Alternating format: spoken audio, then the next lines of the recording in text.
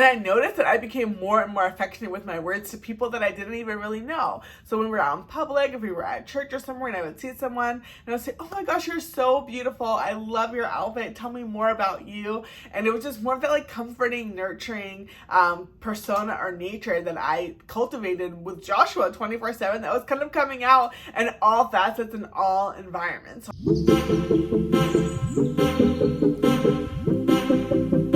When I first became a mom, I was really, really scared. When we brought my son home, he was underweight, he was preterm, he was born early. I had just had a really traumatic delivery and I was scared. But I learned to take things one step at a time. And as I did that, I learned that a lot of the things that I did before I became a mom and when I was pregnant weren't going to be able to come with me into motherhood. The first thing I stopped doing when I became a mom was grocery shopping. Now, we still get groceries every single week. That's kind of the rhythm that our family is on. Before becoming a mom, I never really thought about grocery shopping as super burdensome or enjoyable. Either way, it was just something that had to be done. Me or my husband would go to the store with a list that we would share with one another about the things that we needed. When I became a mom, I realized that going to the grocery store takes up a lot of time. There's crowds, there's lines, there's a lot of lugging in and out of the car, and I just really didn't know how to do that with a baby. Of course, there's strollers and car seats and things that make it happen, and a lot of parents do make it work, but it just sounded and felt so stressful to me. So what we started doing was taking advantage of the online grocery pickup service through our local grocery store. So what we do now is we order our groceries online. We don't go into the grocery store if we don't have to. We set our list in advance and we order it online, and it saves us so much time. One of the most stressful things was the idea of lugging the car seat in and out of the car into the store, exposing him to different germs and people. A lot of times when you have a new baby, people want to stop and talk to you and ask you about your baby and breathe all on them. We even had scenarios where somebody went and picked up and touched Joshua without asking us, and then we had to move away because that was just really, really wild. Now, our son is really, really cute, and I know that everybody thinks their baby is the cutest, but ours is the absolute cutest. So when you have a really cute baby like we do, he attracts a lot of unwanted attention. So when we used to bring him into the grocery store and into Target, a lot of times people would stop and talk to us or touch him or want to get close to him, and we just were not comfortable with that, being that he was born in 2021 in the height of COVID. And also babies' immune systems are just so fragile, and we don't know where people's hands have been. People are gross. So we eliminated that stress of exposing him to the grocery store and to strangers was doing grocery pickup. This has been such a blessing to us because it saves so much time. Being in the grocery store brings a lot of lines. It brings a lot of, time wasting. You're running around the store looking for things. You can't find them. You're trying to find somebody to ask them if they have the artichokes or have the broccoli that you're looking for. And then you find out that they don't have it. It's just the whole thing. Grocery shopping online saves so much time and it's safer. I love when we grocery shop online because we just jump in the car.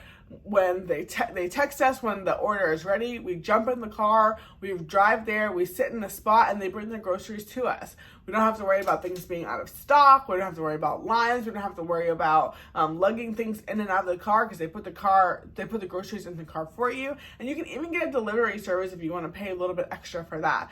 So that's one of the things that I stopped doing as a mom that saved me so much time and so much stress. The second thing I stopped doing as a mom was body shaming. I was so hard on my body, and I still have a lot of ways to go with how I view myself and how to view my body. But becoming a mother just really made me realize in a new way how much my body does for me.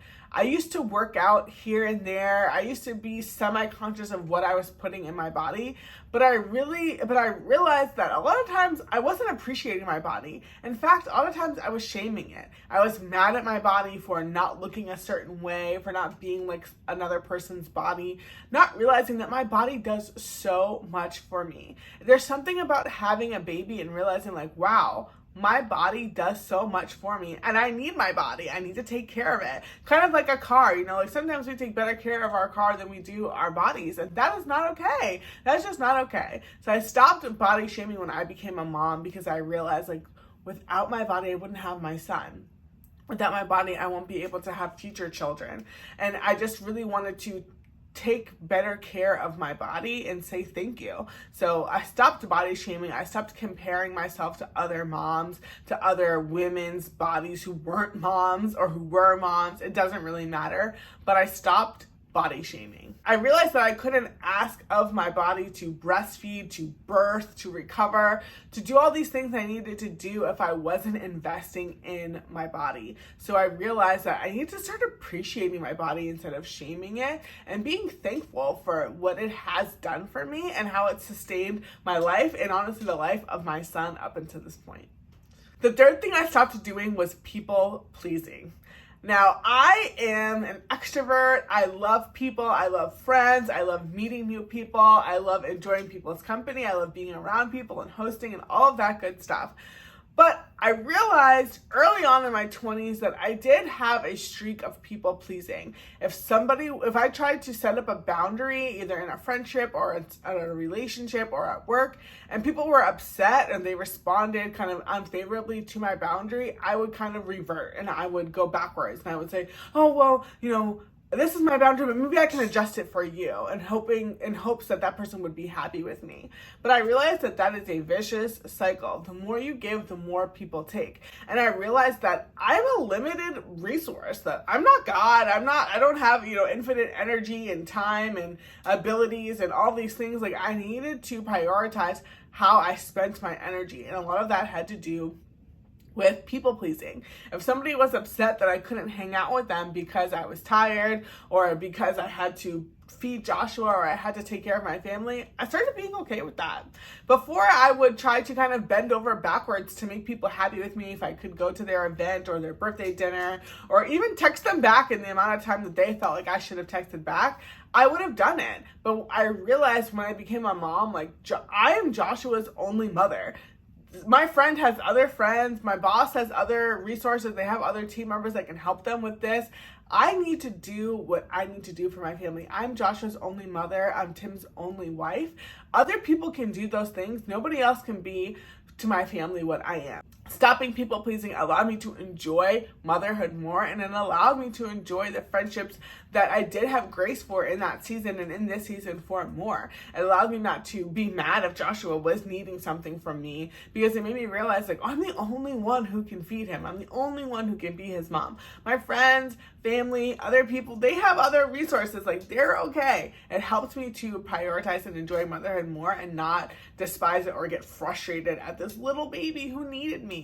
I was okay letting certain friendships go, or honestly distancing myself and not bending over backwards for those people, because I didn't have the energy to perform for them anymore. And it helped me kind of realize, like, this is a transition time, and it's okay. It's okay, and there's no bitterness or anything like that towards people if the relationship has grown, but I need to grow. I need to grow as a person, and I need to do what I need to do. People who will understand, they will understand, and if they don't, that's okay too. I don't need to live for people pleasing, because that's a never-ending cycle, and it's honestly an insatiable need that I cannot fill. The fourth thing I stopped doing when I became a mother was holding my tongue. This is kind of building off of the people pleasing, but I may not give all of me because I was a little bit insecure, like, oh, I don't know how they're going to take it. I don't want to come off too strong. I don't want to give too much.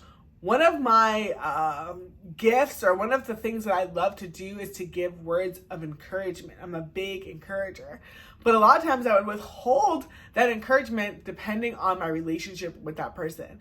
But there's something about becoming a mom where you're just around this cute little baby all day, somebody who you're their whole world. It just makes you dote more and more on people and spread your affection. I'm not going to go as far as to say you're a mother to everybody, because that's not true. But you're just in this kind of like lovey-dovey, affectionate mood more so. And I noticed that I became more and more affectionate with my words to people that I didn't even really know. So when were out in public, if we were at church or somewhere and I would see someone and I would say, oh my gosh, you're so beautiful. I love your outfit. Tell me more about you. And it was just more of that like comforting, nurturing persona or nature that I cultivated with Joshua 24/7 that was kind of coming out in all facets and all environments. So I stopped holding my tongue when it came to affection, and I think it really does make people feel more loving, and people can kind of tell, oh, you're a mother, because of how doting and affectionate and nurturing mothers are.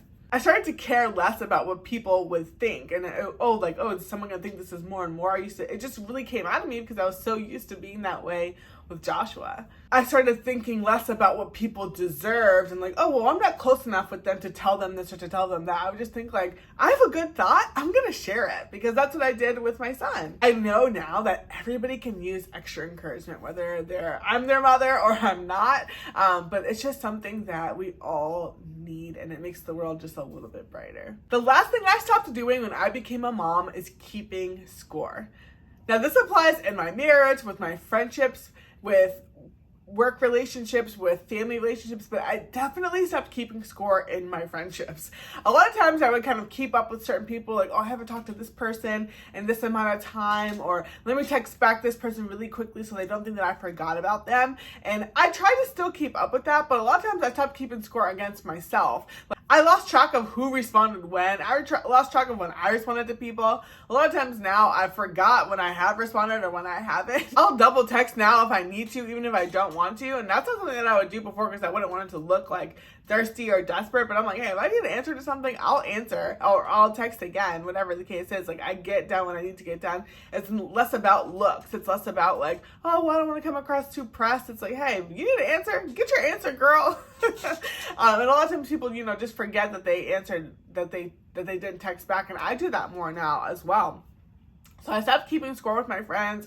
If people can't come to events, they can't come. Who cares? I don't remember the last time you came or you showed up for me or you didn't. Like, it's kind of, nobody has time to keep track of those things anymore when you become a mom. I'll reach out to friends when I miss them. Like, I won't wait and say like, oh, well, she hasn't reached out to me. I haven't heard from her. Like, who cares? Nobody has time for that. Life is too short. Life is too busy. If this was valuable, check out this video on how to introduce solid foods without the stress and all the fun. Thanks so much for watching, and I'll see you in the next video.